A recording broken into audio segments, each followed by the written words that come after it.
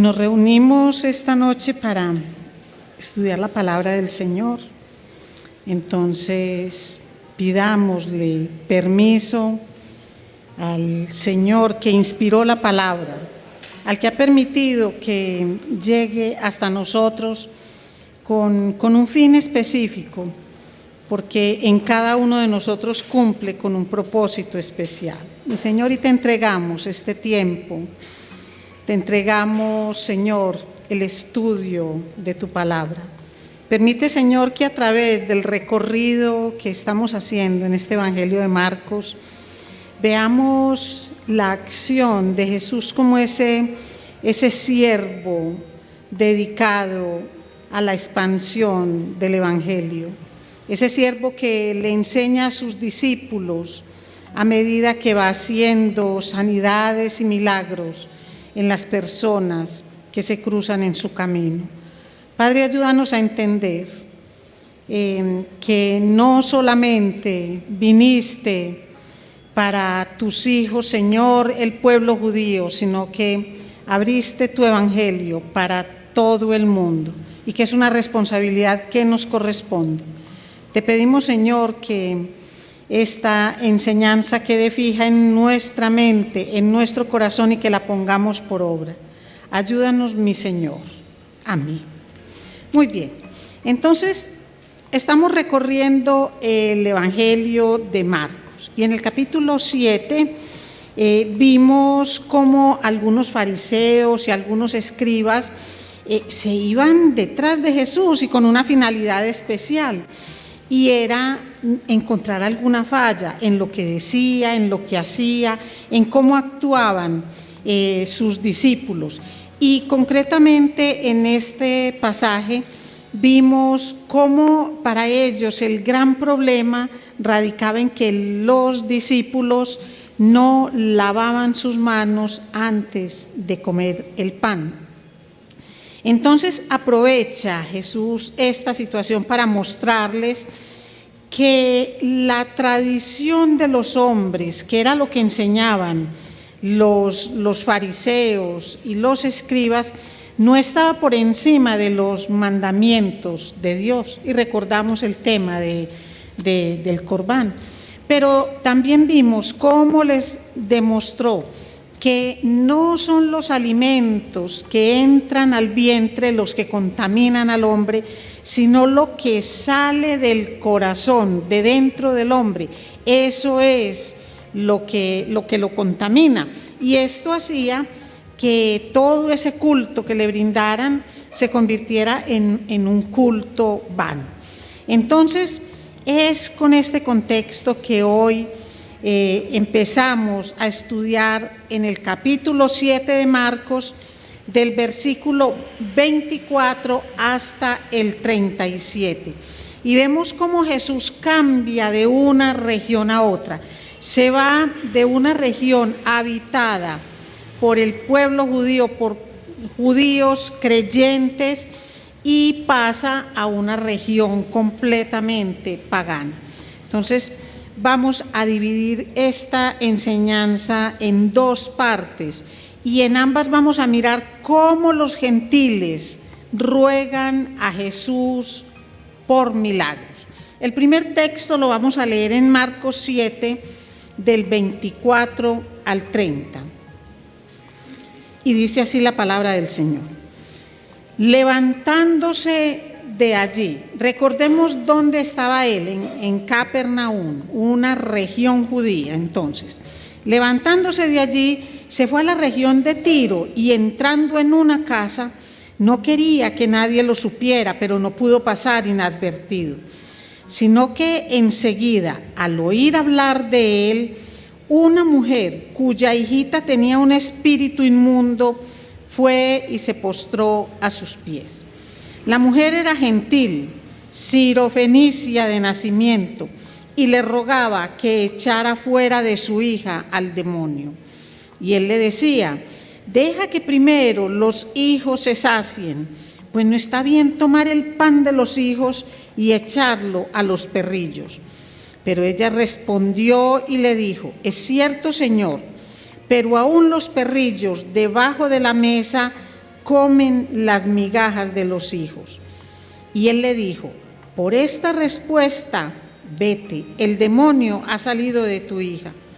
Cuando ella volvió a su casa, halló que la niña estaba acostada en la cama y que el demonio había salido.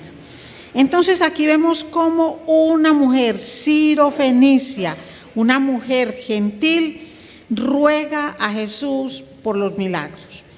Pero miremos un poquito, cuando dice que saliendo de allí, saliendo de Capernaum, recorrió más o menos 60 kilómetros para llegar a Tiro, y era una región no judía. Actualmente esta región es conocida como el Líbano, y esta región era totalmente gentil. ¿Y a dónde llegó él? ¿A qué sitio llegó? A una casa en una región gentil, es una casa gentil. Si se hubieran ido detrás de él los escribas y fariseos, ¿qué habían dicho? Que esto era una impureza, porque efectivamente lo era. Y Jesús aquí vemos en el texto que lo que él buscaba era privacidad, porque él tenía una labor especial con sus discípulos. Es decir, pero no era fácil que él llegara a cualquier parte y no supieran quién era él, porque la fama que él tenía hacía que muchas personas lo buscaran. El texto no dice que detrás de él se fue gente, sino que hizo un recorrido supremamente largo, pero cuando llegó empezaron a buscar. Entonces, ¿quién es la mujer de este texto? Esta mujer tiene varias condiciones que no la favorecen. Primero, mujer. Y puede uno decir, pues una persona de hoy que escuche, pero ¿y qué problema hay en que sea una mujer? En ese tiempo lo había. Y más una mujer gentil hablándole a un hombre judío, eso no se veía. Entonces, mujer, gentil, sirofenicia, y encima de todo con una hijita endemoniada. Cuando leemos el otro evangelio que nos habla de esta mujer sirofenicia, que está en Mateo, en el capítulo 15, vemos un poquito más un poco más de explicación acerca de cómo esta mujer estaba buscando a Jesús.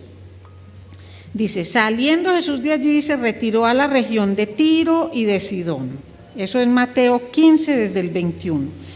Y aquí una mujer cananea que había salido de aquella comarca comenzó a gritar diciendo: Señor, Hijo de David, ten misericordia de mí, mi hija está terriblemente endemoniada. Y miren el versículo 23, lo sorprende a uno por la manera como en Mateo relatan la actitud de Jesús. Y dicen: pero él no le respondió palabra. Y acercándose sus discípulos le rogaban diciendo: atiéndela, pues viene gritando tras nosotros. O sea que no fue simplemente que esta mujer se encontró con él y de una vez le habló, sino que este evangelio paralelo nos muestra algo más que nos permite identificarnos con la situación de esta mujer.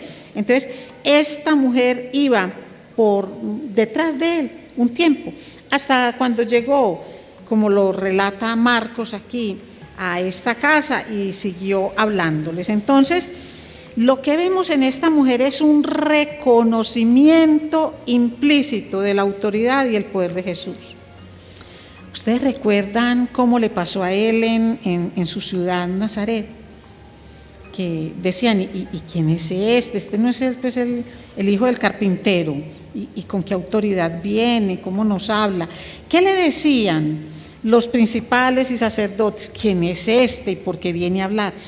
Y lo hacían los judíos, lo hacían aquellos conocedores de la palabra. Pero aquí llega a una región que es absolutamente pagana ¿Y qué es lo que hace esta mujer? Reconocer, mire por los títulos que lo llama en Mateo, hijo de David, y le ruega, le grita, le reconoce que Él es el único que puede librar a su hija de la condición en la que está. Entonces Jesús finalmente le habla y la respuesta también lo deja uno como impresionado. Realmente todas estas, las dos porciones que vamos a leer hoy, tienen datos, digamos, muy curiosos acerca del comportamiento de Jesús. Pero es muy bueno que existan comportamientos no siempre tan predecibles, ni palabras tan predecibles, porque eso nos ayuda como a vivir nuestras propias experiencias con el Señor. Entonces Él le dice, deja que primero los hijos se sacien, pues no está bien tomar el pan de los hijos y echarlo a los perrillos. Miren aquí, los judíos consideraban a los gentiles, los llamaban perros. Y cuando les decían la palabra perro así fuerte, se referían a este animal callejero que se alimentaba como de los desechos que encontraba en la calle. Pero cuando le habla de perrillo, entonces pensemos más bien como en una mascota, en un perro casero. No estaba entonces Jesús insultando a la mujer sirofenicia. No le estaba diciendo, no la estaba comparando con un perro carroñero, sino que le decía de una forma, aunque estaba hablándole en ese momento fuerte, no la estaba insultando ni la estaba excluyendo. Le dijo, deja que primero los hijos se sacien. Pues no está bien tomar el pan de los hijos y echarlo a los perrillos. Y la mujer entendió perfectamente la ilustración que Jesús le estaba haciendo. Miren la actitud de ella. Ella le encontró lógica a la ilustración. Este hombre es judío, es el hijo de David, así es reconocido. Y yo soy una mujer cananea, sirofenicia, yo soy una mujer de un pueblo pagano. Recordemos todos la tierra de Jezabel y cómo fue introducido el culto a los Baales. De ahí venía, de esa región. Entonces ella sabía las connotaciones que tenía, pero siguió hablándole en los mismos términos de la ilustración que Jesús le estaba dando, y le dijo, claro que sí, yo sé quién soy frente a tu pueblo, y frente a tu pueblo no soy una hija, soy un perrillo, pero aún los perrillos comen las sobras que quedan en la mesa. Los comensales judíos sobre todo tenían una costumbre, y era que cogían trozos de pan grande. Como ellos cogían toda la comida con las manos, entonces en el mismo pan secaban sus manos, y mucho de ese pan era arrojado a los perros, les servía como alimento. Entonces lo que ella está haciendo es haciendo uso de toda la humildad que tiene. Mire que no se ofendió.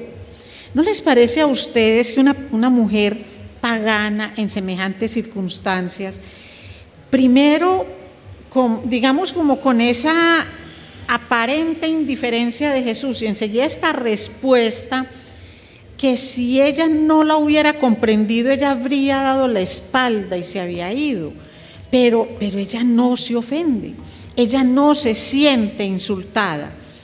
Y yo al estudiar esto decía, Señor, cuánta falta, empezando por mí, cuánta falta me hace la humildad de esta mujer, porque la verdad es que en el pueblo cristiano estamos viviendo una época muy compleja.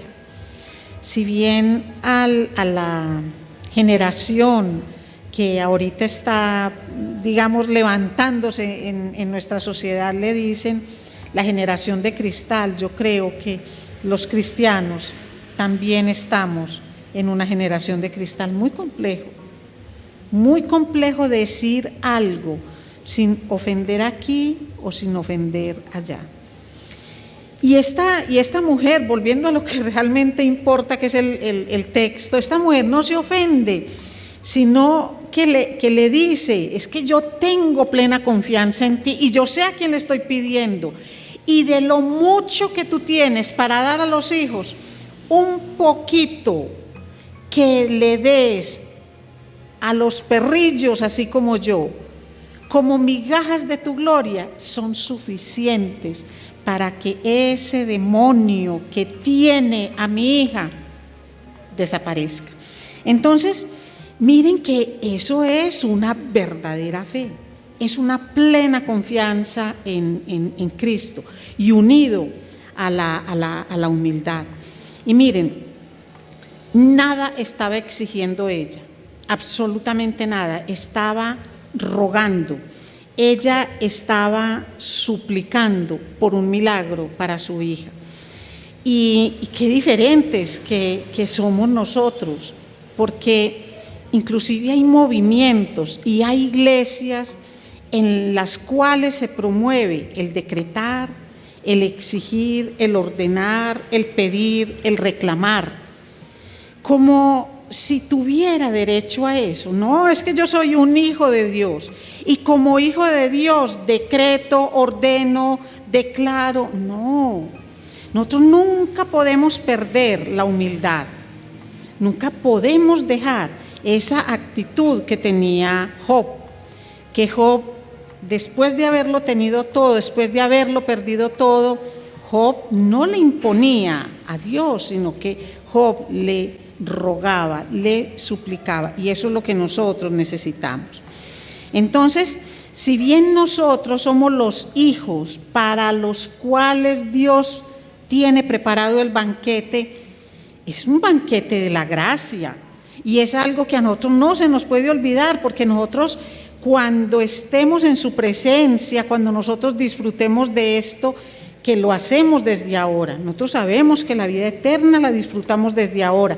Entonces, debemos tener siempre presente que es de la gracia, es un regalo de Dios, es inmerecido y aún así nosotros lo recibimos.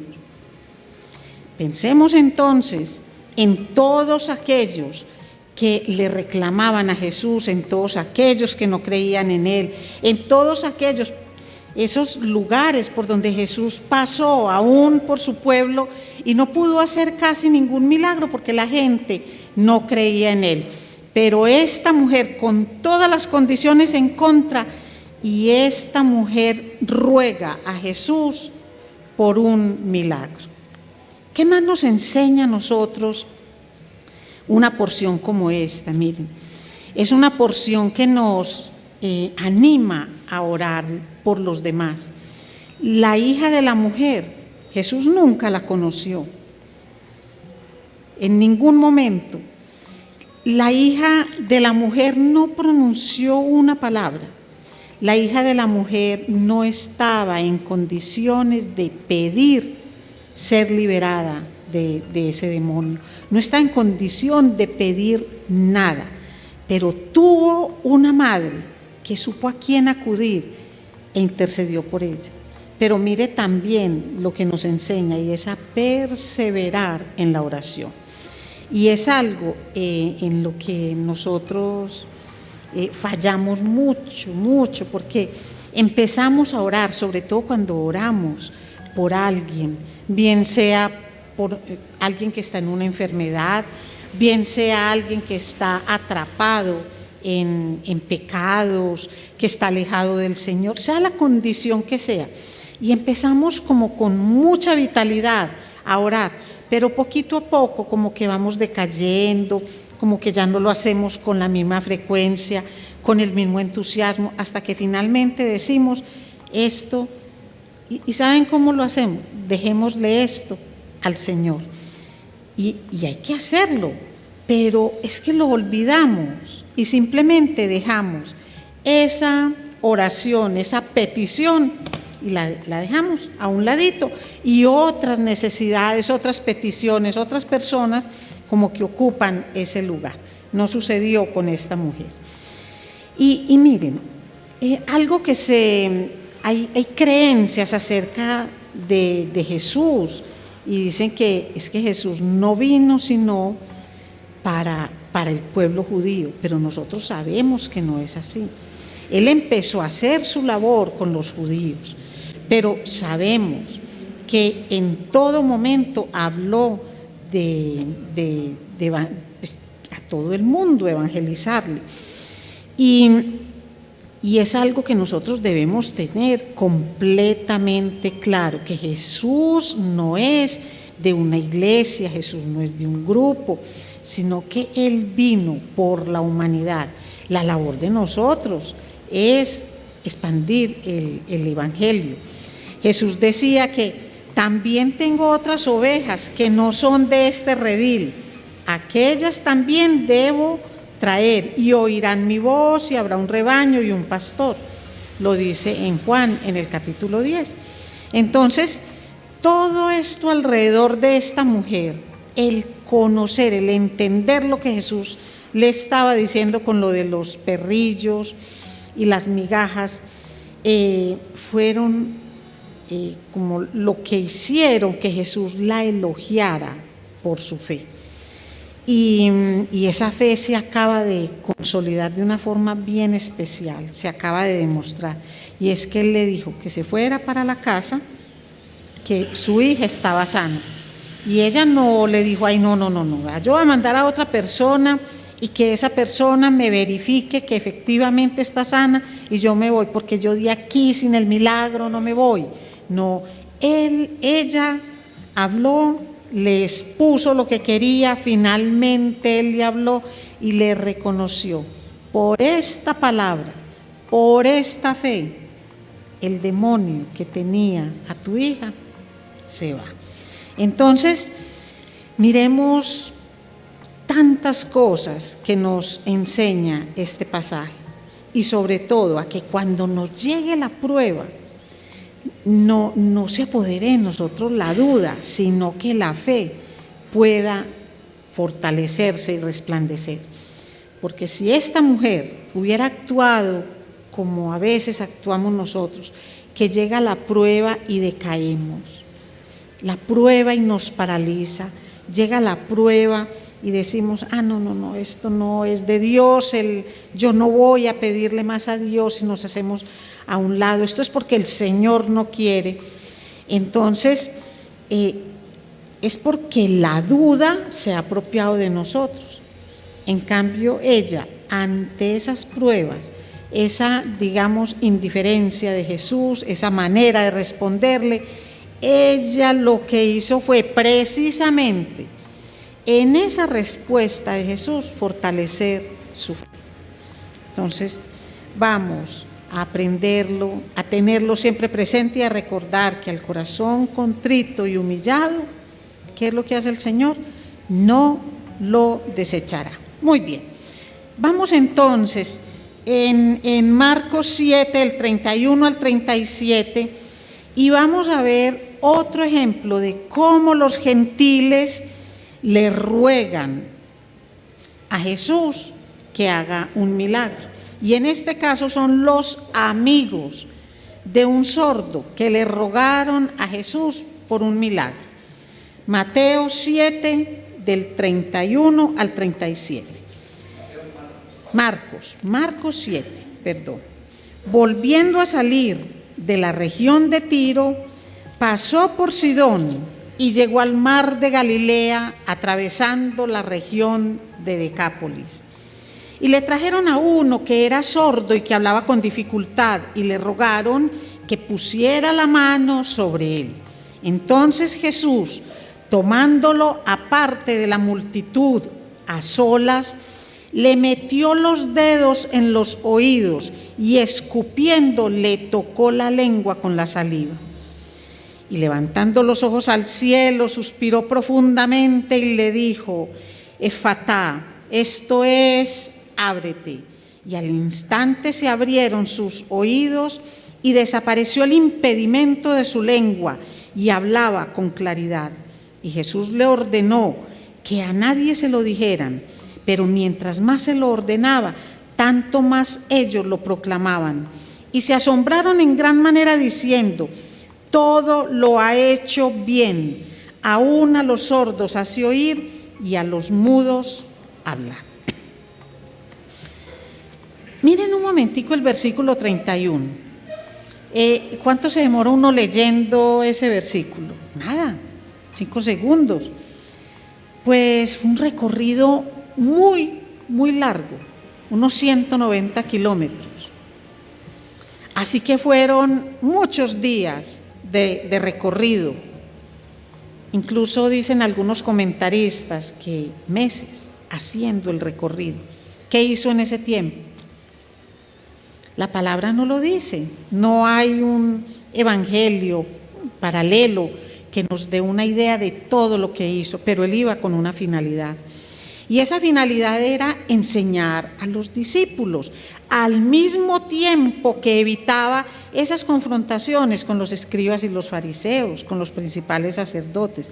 Y no porque él tuviera miedo, sino porque es que todavía no era tiempo para que él llegara a la cruz. Es algo que debemos tener presente. Y la capacitación de los discípulos. Aquí en el Evangelio de Marcos estamos a punto de llegar como a esa declaración de quién es Él, donde ellos ya lo van a entender, pero hasta el momento era necesario que ellos siguieran en esa capacitación. Entonces llega a esa región pagana, región habitada por gentiles, y unos amigos le llevan a un sordo, pero esos amigos le dicen cómo sanar al sordo. Esos amigos le dicen de qué manera hacerlo y le dijeron que pusiera la mano sobre él, como muchas veces hacía Jesús.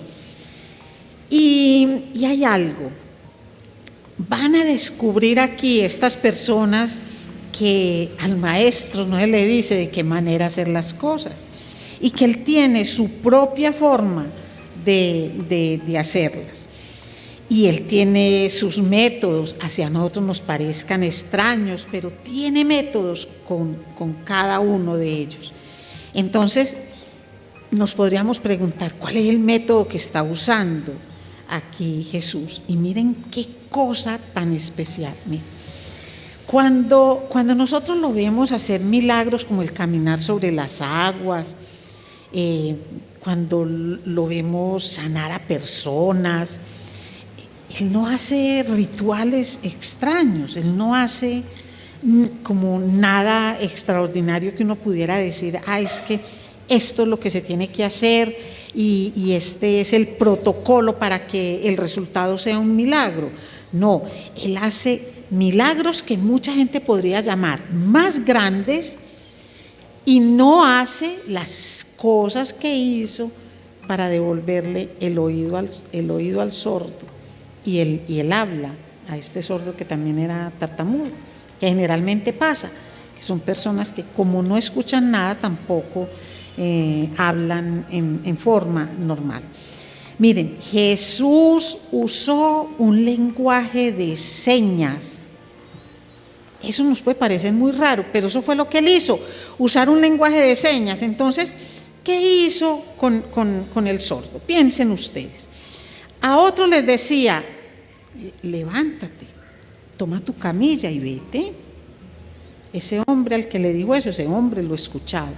Efectivamente hizo eso, pero este hombre no lo oía. Entonces lo sacó a un ladito e hizo que él escuchara el evangelio en su propia manera de entender. ¿Y cuál era su propia manera de entender? Las señas. Entonces lo alejó para que no siguiera siendo el espectáculo de todos los que estaban mirando, aún de sus propios amigos. Porque tristemente, cuando una persona de estas tenía era como, digamos, inhabilitado en estas áreas, era sujeto de muchas burlas y de muchas bromas. Y lo que hizo el Señor fue llevarlo a un lado y le metió los dedos en los oídos. Eso sí lo podía entender el sordo. El sordo sentía lo que él estaba haciendo, entonces le colocó ahí sus dedos para mostrarle que era lo que él iba a hacer. Y enseguida escupió, muy seguramente escupió sobre su propio dedo y con la saliva le hizo otra seña sobre la lengua de él, que también la pudiera entender el sordo. Por favor, no piensen en el Dalai Lama en este momento, porque es lógico que de pronto piensen en eso, pero son dos cosas completamente distintas. Aquí lo que el Señor está haciendo no es divirtiéndose con el sordo. Aquí lo que el Señor está haciendo es restituyéndole al sordo toda una serie de derechos y privilegios que por su discapacidad no tenía. Eso es lo que está haciendo. Y lo está haciendo de la manera que él entiende. Este hombre marginado vuelve a ser reintegrado a la sociedad de una manera muy especial. Miren, cuando leía sobre este pasaje, muchas personas quisieran que eso no estuviera ahí. Como personas que decían, es que no me gustó el método de Jesús, porque tenía que salivar y ponerle su propia saliva en la lengua del sordo y del, digamos, casi mudo, pues tartamudo. ¿Por qué? Porque no simplemente le dijo, oye y habla. Porque Jesús tiene métodos para cada uno de nosotros, como cada uno de nosotros entiende. Y ni tenemos la autoridad para decir cómo lo debe hacer, ni tenemos que estar comparando que así lo hizo con ella y así lo hizo con ella. Lo que estaba haciendo aquí Jesús era llevándole el evangelio en un lenguaje de señas que el sordo pudiera escuchar. Y un sordo escucha con señas. Eso fue lo que el Señor hizo. Y mostró gran compasión con él. Miren, no mostró la compasión ni tuvo la misma actitud que tuvo con la mujer sirofenicia. Y a ambos les hizo el milagro, pero a una la trató de una manera, digamos, un poco más rígida. En cambio, con este mostró su amor y su compasión. Venga para acá. Se lo trajo, no se van a burlar más de él, e hizo con él lo que tenía que hacer con él. Que esto es misterioso, sí, pero ¿saben algo? Vea, el poder no estaba en la saliva, para que no empecemos a pensar que es que el poder estaba en la saliva. El poder está en Jesús. No es en el método que él utilizó, no es en poner los dedos aquí, no, es en Jesús. Y todo salió de ese corazón misericordioso y amoroso de Jesús. Eso fue lo que él hizo. Entonces, a veces a nosotros nos pasan cosas en las iglesias, que comparamos los métodos de Dios con una persona y con otra. Mire lo que acaba de decir María Eugenia ahorita. Su hermano, en el último examen que le hicieron, ya no tiene el tumor. Y uno podría preguntar, bueno, si esa es la forma que Dios tiene de llevarle su amor misericordioso y llevarle a tu hermano y a toda la familia el evangelio, ¿por qué no hace lo mismo con alguien que tiene una enfermedad desde hace inclusive más tiempo y que le puede representar más dolor, más sufrimiento? Son las cosas del Señor y Él tiene sus métodos y su manera de llegar a cada uno de nosotros. Y miren algo especial con esto. Le devuelve el oído, le devuelve el habla y les dice, no le cuenten a nadie. Pues eso como uno dice, pero Jesús, ¿qué te pasa si cada rato lo dices? Es lo mismo. Lo ideal es que la gente hiciera caso. El por qué Jesús lo pide, aquí no es lo importante. Y siempre nos preguntamos lo mismo, ¿pero por qué le dices eso? Recordemos que el tiempo de la cruz no ha llegado para Jesús. Pero hay algo, el tiempo de la cruz ya fue para nosotros y es para los que no conocen la cruz. El tiempo de la cruz es de antes y es de ahora y será de después. Así que esto de quedarse callado no es para nosotros, antes por el contrario, a llevar el evangelio. Pero miren cómo termina esto de hermoso. Y se asombraron en gran manera diciendo: todo lo ha hecho bien. ¿Quiénes están hablando ahí? Los gentiles, los paganos, todos los que vieron, glorificaron el nombre del Señor. Todo lo ha hecho bien. ¿Cuándo escuchó Jesús esto de parte del pueblo de Dios? No lo escuchó.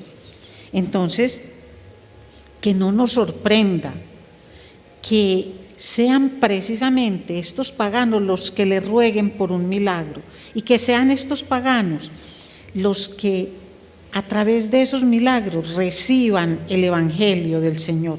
Nosotros tenemos todo. Nosotros tenemos absolutamente todo y ya no tenemos esa mordaza sobre los labios. Antes, por el contrario, tenemos la última enseñanza, mandato de Jesús: vayan a todas las naciones, enseñen a las personas lo que han aprendido de mí, bautícenlos en el nombre del Padre, del Hijo y del Espíritu Santo, y yo estaré con ustedes hasta el fin del mundo. Entonces, ¿qué más queremos? ¿Qué más necesitamos? Vean, nosotros necesitamos primero saber que todo lo que tenemos, lo tenemos por gracia, no por merecimiento. Todo, absolutamente todo. Que no somos, que somos el pueblo de Dios, los hijos de Dios, pero no porque lo merecemos, sino por la gracia, por el amor misericordioso de Dios para con todos nosotros. Eso lo debemos tener muy claro. Y nos hace falta reconocer una cosa: que todo lo ha hecho bien. Todo, absolutamente todo lo que el Señor hace lo ha hecho bien. Porque su voluntad es buena, es agradable y es perfecta. Porque todo, aun lo que representa sufrimiento para Él, lo hizo bien. Y si algún día cualquier cosa nos entra la duda y pensamos que esto no está tan bien, porque a mí no me gusta, porque no me conviene, porque no me sirve, porque me hace esforzar, entonces miremos a la cruz y vamos a ver que hasta el último momento todo lo hizo bien. Y al tercer día resucitó de entre los muertos, porque todo, absolutamente todo, lo ha hecho bien. Vamos a darle gracias al Señor. Mi Señor, gracias. Gracias, Padre, por la belleza de tu palabra. Gracias, Señor, porque todo lo has hecho bien.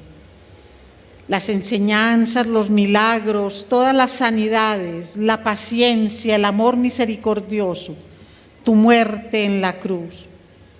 Y todo lo ha hecho bien la Trinidad. Todo se ha hecho bien de parte de Dios Padre, Dios Hijo y Dios Espíritu Santo.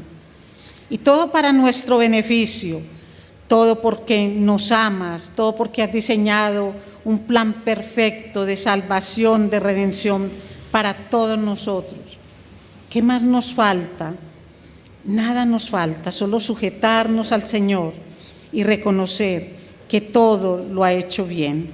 Y entender estas lecciones que aún los paganos nos enseñan, porque cuando nosotros despreciamos muchas cosas de Dios, aún los paganos ruegan a Jesús por sus milagros.